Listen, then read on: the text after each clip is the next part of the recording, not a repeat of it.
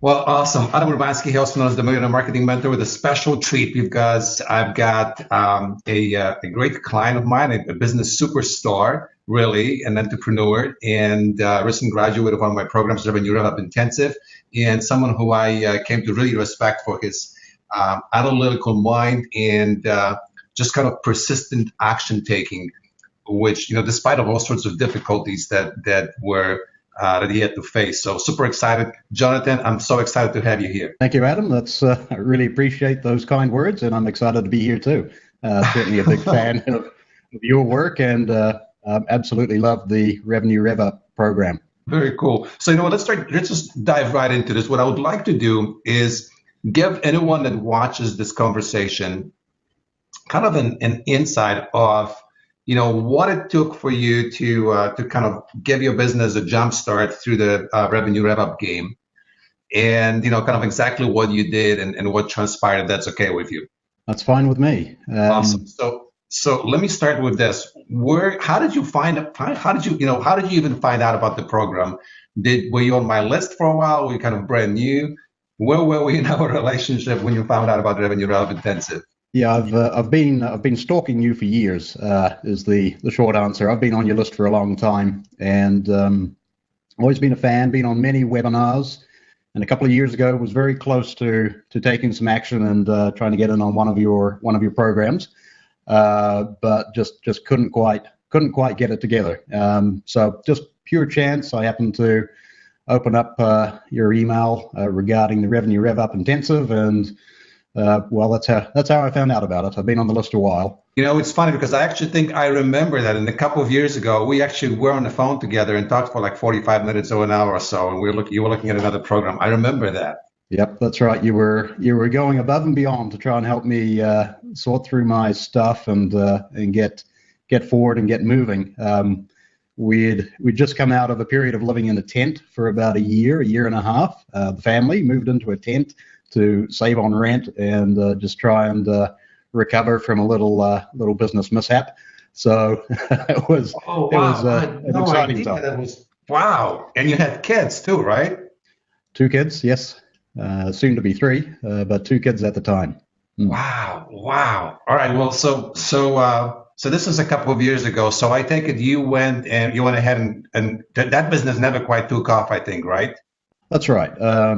Had some successes. A lot of reliance on single clients, single big deals, and just between the price points and trying to really over deliver on what I had. I didn't have the systems, the framework, and the price points to just maintain the business as well as market and grow the business. And when the clients went away, the work went away. There was no queue at the door. And cash flow ceased. Yeah. You experienced the typical entrepreneurial or consulting type yo-yo, right? When there's business, you're crazy busy. When the business is gone, it's like, what do I do now? Yes, that's it. All right. So fast forward 2 years, you open my email, you see this program, and the application process was pretty straightforward. You email, and the email is like asking for a few pieces of information, and I think we got on the phone for like 15, 20 minutes. Yes, that's it. Yeah, quick phone call, quick application process. So what made you, which part of this whole invitation process, and what made you think like, okay, this is for me, or what was your thought process? Because I actually think you thought it wasn't for you, but you applied anyway. So like, tell me, what was the thought process for you? The long story is the email came in, it was late at night. I read it. It was really intriguing and interesting. I thought this sounds like a good program, but I immediately dismissed it and closed my phone off to go to sleep that night, because I figured my business wasn't at the stage where I could really take advantage and make use of a program like the Revenue RevUp Intensive. I thought I had a lot more groundwork I had to do. I had to have a lot more systems in place. I hadn't built a website on the infrastructure that I thought I needed to really give it a good shot. So I tried to go to sleep, but couldn't. And several hours later, at about 2 o'clock in the morning, 3 o'clock in the morning, I woke up and just thought, well, screw it, I'm going to apply. Worst that happens is I burn a bit of Adam's time on the phone call or someone's time as part of the process, but I might as well find out more. I think the aspect which really kept me up that night was you were offering,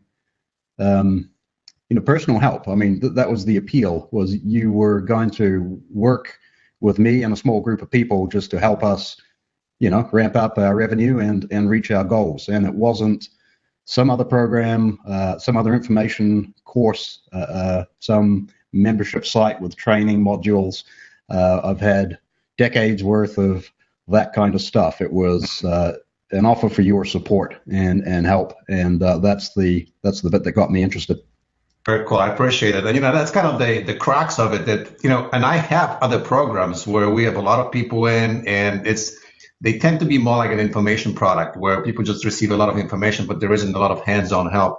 And, that's just the success rates for people are dismal. So I've learned over a number of years that, if I really want to create success for someone, there's nothing that replaces just me rolling up my sleeves, like getting right into this and going like, hey, what's going on? Like, let's look at it together. So I appreciate that this was appealing to you.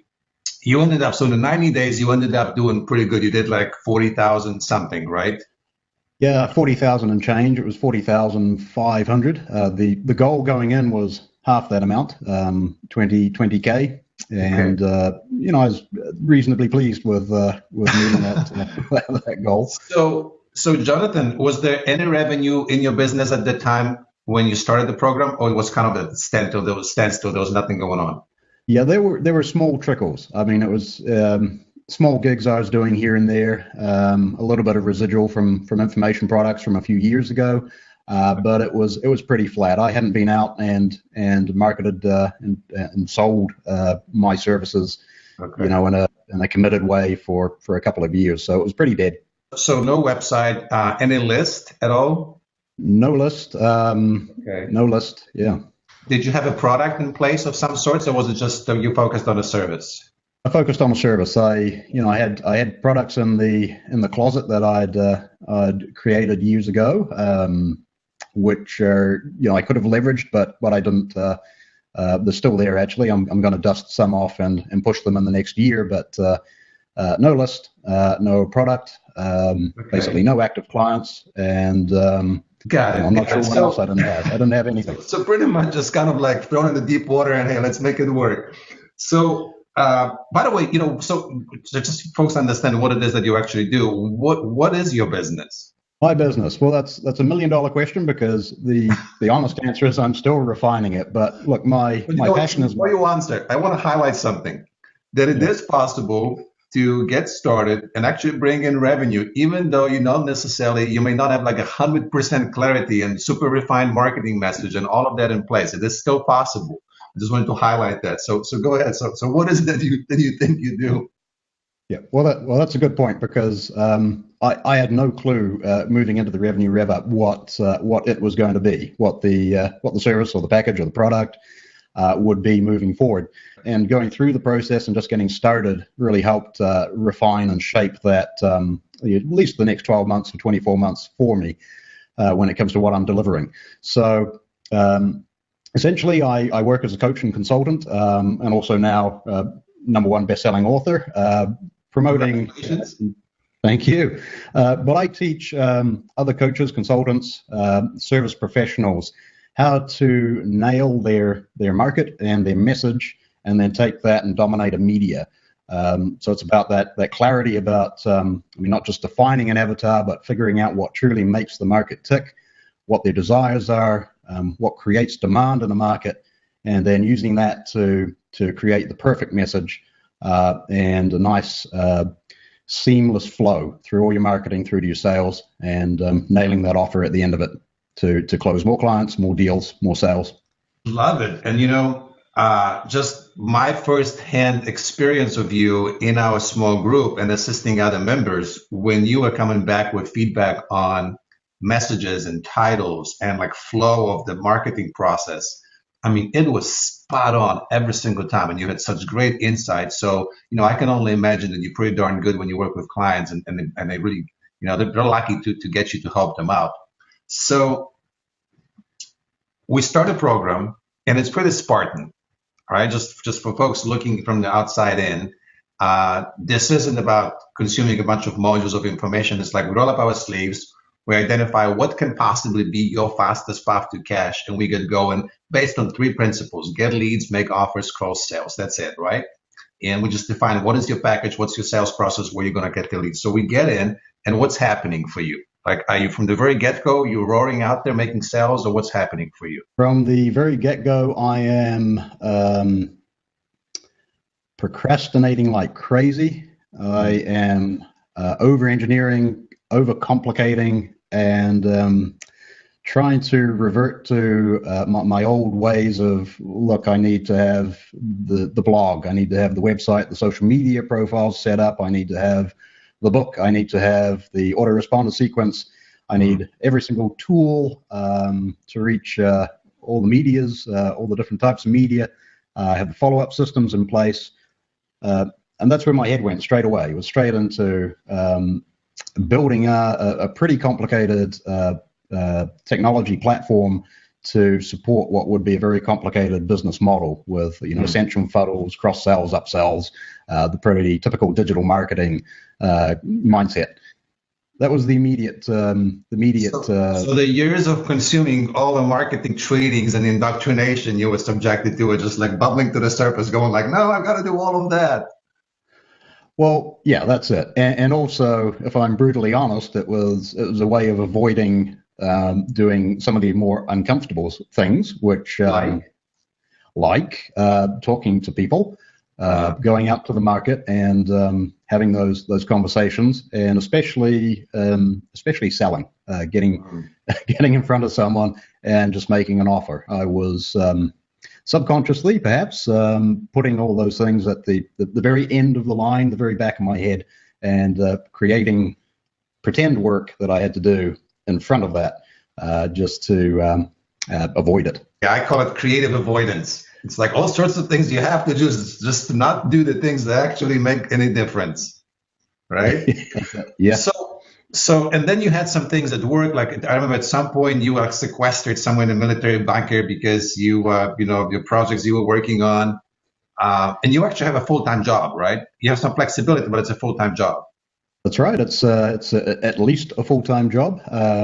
So it's the typical. Well, I work as a network engineer, an IT engineer, and it's full-time, but full-time in that industry can be 70, 80-hour work weeks. Okay. It's pretty crazy. And you made it work. So I want to find out a little bit how you got those, how you got those clients, what packages you ended up creating. But first, I want to know, so at what point, what shifted, and at what point did it shift for you that you finally said, you know what, this isn't the way, I need to do it differently? It was around about halfway through. So, yep, about six or 7 weeks into the program, where I just, yet again, we're on the weekly RevUp video conference call that we were doing at the time, and essentially the same message is coming out. You only need 3 things. Something to sell, someone to sell to, and a way to close the deal. And somehow it took me 6 weeks to actually hear that message. Wow. And as soon as it clicked, it was like, well, man, I've not been playing the right game. I've been doing something totally different. And even though it was called the Revenue RevUp Intensive, I hadn't been thinking about revenue. I had been thinking about architecting some other business, engineering some other process, not actually keeping my eye on the actual goal of the program. So 6 weeks in, 7 weeks in, I had that aha moment, realized, I need to shift gears. And it was within that week that, the gears shifted, and I just went out there and started talking to people in the target market. No idea exactly what I was going to offer them, and just taking the cue off the market as to what they wanted, how they wanted that packaged and delivered, and I just went for it. So 2 things come to mind. Number one is I always tell people, always, make money first, build business second. Unless you're a company like Facebook or you've got this big technology idea. That's a little bit different story, but for normal kind of service-based business, you want to go in there and start validating that people actually want what you have by paying you for it, and then you start building infrastructure. So I love the fact that you had this aha, I'm playing the wrong game. I'm building the architecture instead of focusing on the revenue. So love that. And then when you went out there, start talking to people, did you use the blank page pitch format? Pretty much. I used the blank page pitch format. I had a reasonable idea of a few offerings and service packages I might have and what price points those might be. But I was really out there feeling out what they needed help with and looking for opportunities to just deliver value into the client business. So you made a shift. You said, okay, I'm getting my head in the right game of playing the focusing on the revenue. And then how did you go about? What did you find the people to talk to? What did you end up offering them? What were the price points? Where did the $40,000 came from? Well, just to make sure I wasn't going to keep things too simple in my business model, I ventured off on two different tracks, two different paths. So the first revenue came through basically, forgive the term, but sniping. Some people won't be comfortable with the term, but looking for industries and individual business owners that I could contact and just essentially giving them a rundown of things I could do for them, but not in too much detail, so that it led to an open-ended conversation. So basically going through directories, lists, websites, brainstorming. It was a lot of just grunt work, putting a spreadsheet together and looking at these businesses and applying my expertise and giving them something that they could use immediately. In my case, I sent them a physical report. It was a multi-page PDF report outlining opportunities in their marketing and their business strategy, but also weaknesses that they had. And the big hook for me and my clients was I also did market analysis. I'm a big marketing nerd. Love the data and the details, so I would give them the dirt, the weak underbelly of their top 5 competitors in the market, and that give them avenues that they could think, okay, I could actually take this and gain an edge against my competition. This is great. I want to highlight this again because that's a big lesson for people that we often want to show up and ask people for the business without earning the business. And I remember we talked about it in the program. It's like, don't pitch, earn the business, right?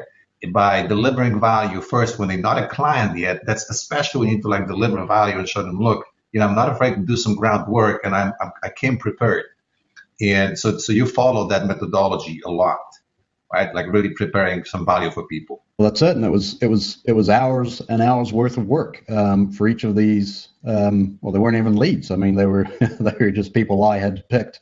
They weren't prospects. When it's like it's hours and hours of work, to me, it's always, it's like that work will go in there somewhere. So you're either chasing people forever and ever and going through a bunch of people because it's just you're getting no's, or you're putting a little bit more work up front. You're front loading that effort by preparing some value to give them and doing some research on them even before you approach them.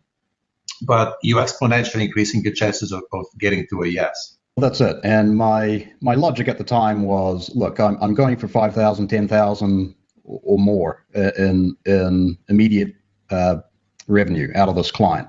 Yeah. So if I had the revenue, if I had the cash rather in my bank account, I'd be spending $1,000, maybe $2,000 to acquire these customers. So that, in the absence of having that capital to spend, that's sweat equity. So that is 10, 20, 30, 40 hours to get one of those clients on board. That's a no-brain deal. That is a great distinction. Right? That is a great distinction. If you had the cash, you could have bought the clients, but you had to put the sweat equity in to bring them in. Now, the folks you talked to, you reached out to, did you know them? Was it kind of cold outreach? I mean, there's this snipering approach, and for people in the program, we'll walk them through it. We give you some tools to do it, but it's essentially an outreach to even cold prospects. So did you know them? Were they all cold, or who are those people? Yeah, these were 100% cold prospects. These were businesses and business owners, I had a degree of affinity with them in that I started out reaching out to technology companies, software as a service type companies where I knew my technical background at least gave me some kind of insight into the industry and the way they're thinking, some problems in the market that I knew they'd be aware of and worried about. So there was a high degree of affinity with those first few people I reached out to, but they didn't know me from Adam, to borrow the expression. They didn't know me at all. They were completely cold. And were you getting the 5,000-10,000 from them, or what did you end up pricing your services at? It was across the range. So yes at 5, and then also at 10 and in between. So it was dependent on using the blank sheet method. I was pitching at price points which just justified the amount of work that they wanted done. If that makes sense. Just being present and being of service, and based on the value you saw you could deliver, you adjusted your pricing appropriately. That's right. And one trick, I guess, that I did use was I don't present price myself. I get them to essentially bid. That's a sales technique I've used for years in corporate land. So I'd always start with, based on this work and this result and what it would mean to you and your business, what would your budget be for this type of work? The answer to which is normally, I don't know. Sometimes they give you a figure, but often it's I don't know.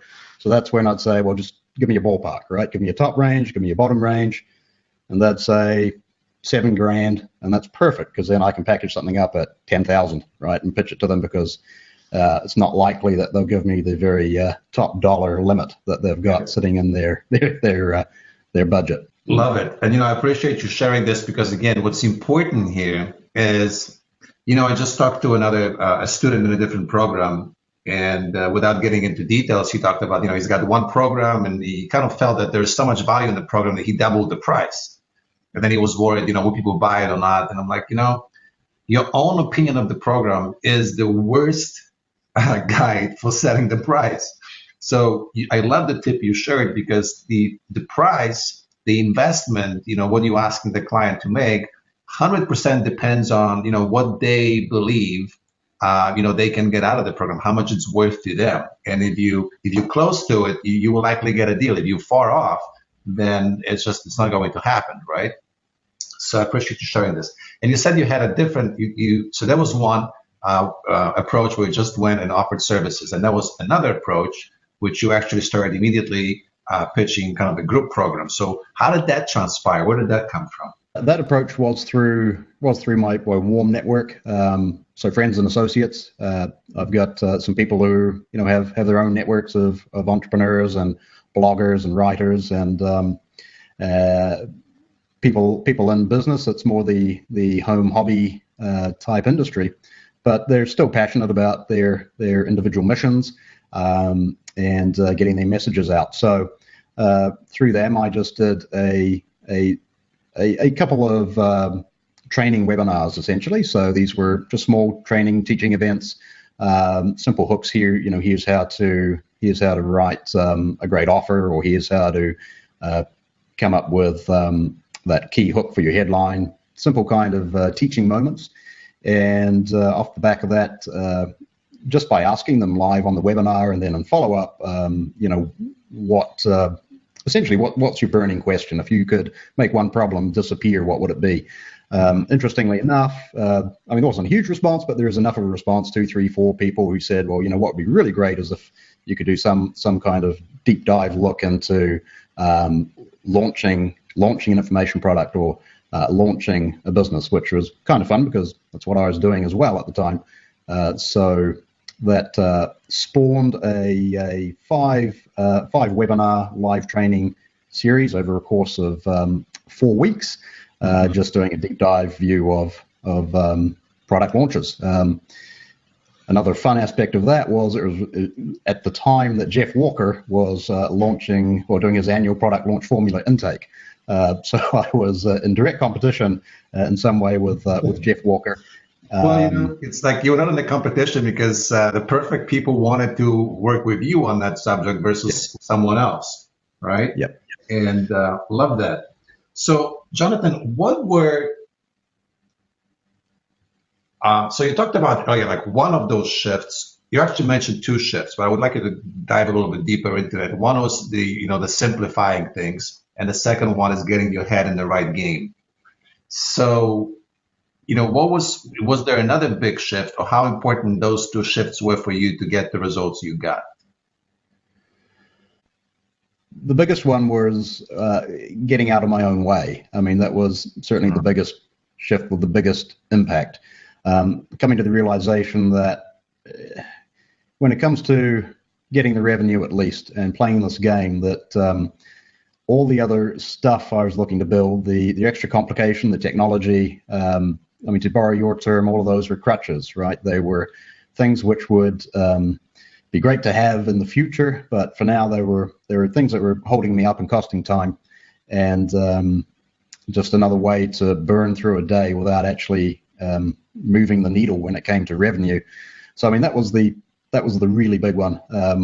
Going through this 90-day challenge was just the stripping everything back to something extremely simple, the simplest business model possible, which was me talking to a potential client, those guys saying yes, and then there's me working one-on-one with the client with no infrastructure, no team, no virtual assistants. So let me ask you about this. This is actually a big deal. So first, this is a two-part question. So first part was what you think your clients would buy from you, what they ended up buying, or was it something different? It was always something different. They were always interested in what I thought they'd be interested in. And that was definitely the foot in the door.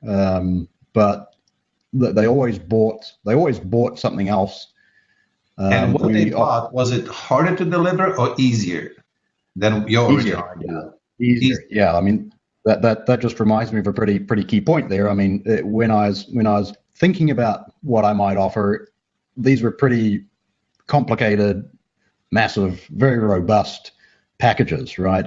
So for $10,000, I'm thinking this huge deal, which is going to take me a huge amount of time to implement. But when it came down to talking to the clients, I'm about 5%, 10% of the way through talking about what we could do, and they've already had 10 times more stuff and ideas and information than they would want to implement in a year. And I'm someone who just fires out idea after idea after idea.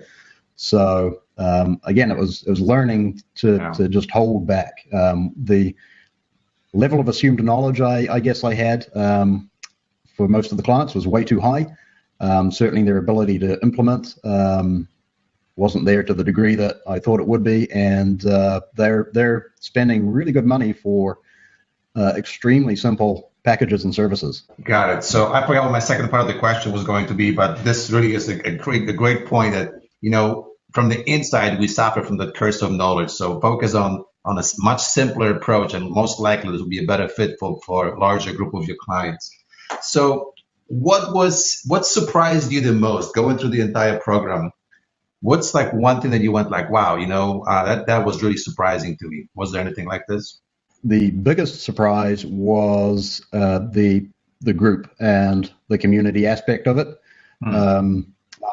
I'm a pretty serious introvert, and group participation, group anything scares the crud out of me. Unless I'm the facilitator, I can happily lead a group, but being a member of the group, that's just bad news in my head. But pretty quickly, it was just tremendous fun supporting other people, reading through what they're doing, giving some hopefully helpful advice, and also getting that support in return. It was surprisingly exciting and thrilling, and it was a really cool experience just to go through the process with that shared experience and sharing those highs and lows, seeing how this random group of people I had never met before Many of them had exactly the same issues, same problems, same roadblocks that I had. And coming from several years of just trying to grind it out by myself, that became a real highlight for me, and certainly surprised me. Yeah, I remember you mentioning this and kind of breaking through it in our group calls. You did great. You did awesome. I would have if you didn't mention that you were kind of an introvert, I would have never probably guessed that, because you did it so well. Just thinking about what you went through, do you think that a normal person without any superpowers, is it possible for people to create similar results if they follow the process? What would have to happen? What would they need to have in place, or what would they need to do to create similar results? Or is it like mission impossible for other people? I would definitely say it's mission impossible for pretty much anybody. Look, I think it's hard to go through much of your life without acquiring a certain amount of passion for something, and certainly difficult to make it through without acquiring a certain skill, any skill. And for me, it was, in a way, I'm coming from the same boat. I didn't value any of the skills that I had. I didn't appreciate them to the degree that most of my clients do. And I kind of wrote them off. I was joining the program looking for what that skill, what that thing would be. But it was already there. So that's one big point I want to make. That is actually pretty profound, that statement you just made, that you found, you started valuing the skills you already have rather than looking for the outside validation. You look for validation from the right source, which is the potential client. So I love that aha. So keep going. And I certainly came from, while having some experience in enterprise and experience running my own business and consulting, I was pretty much at a standing start with no website, no list, no connections that I could or certainly did use, at least to begin with. So I was making the revenue before I had any of that stuff in place. And to be honest, I'm still working through in 2017 most of those items that I thought I would need. Most of that infrastructure still isn't there, and I'm building it over the next year or two. So very little is required. You've got to want to help people, but if you've got anything to share, any skill, knowledge, or experience, there's fertile grounds to go out there and really make a meaningful difference to someone's business, someone's life, and transform their lives. Not much required to do that. Love it. And again, I love the focus on, if you want to make a meaningful difference to someone's business or someone's life, you most likely have some skills to do it with. So I like that. So just kind of last question or two here. Obviously this will be someone who watches this. They're probably thinking to themselves, is this something that I should do? Is this group for me? Do I qualify? Do I not? You having the advantage of going through having gone through the program, what are some questions someone must ask themselves, or what are some criteria that you think they should meet to kind of go like, what, I should do that. That would be a good fit for me. Well, as I've said just earlier there, you've just got to be ready to take whatever you've got and get out there and help people with it. That's a pretty key one. I doubt there'd be many people considering the course who aren't in that category already, though. You've got to, certainly having gone through the course, you've got to be prepared to commit, to take action. It's all about implementation, imperfect action, and getting things done. And nobody's going to make you do anything. Adam, you're wonderful at helping people see where they need to go and encouraging them, sometimes forcefully, but at the end of the day, no one's going to make you do anything. You didn't make me do anything, so you've got to have that self-direction to just go ahead and follow the program. Suspend disbelief if required. Forget about all those roadblocks and inhibitions and all those reasons why you can't or won't. We all have them. but just commit to playing the game and taking action. And whether or not it's the result you want, by the end of it, you'll have learned a tremendous amount. And I can't see anything but value at the end of the tunnel. I appreciate you sharing this. So where would folks, is there a website now where folks could find out about you, or especially those down under in New Zealand and Australia, they are looking for someone that to help them with their business, their message, their funnel, their processes in terms of marketing and launches? Where would they find you?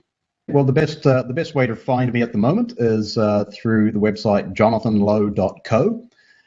It's still a work in progress. It's not a slick, sophisticated web experience, but that's a surefire way to reach me. Start engaging in a conversation, and always. That was Jonathan Lowe, that's co, right? Co. Yes. Perfect. Got it. Any final thoughts?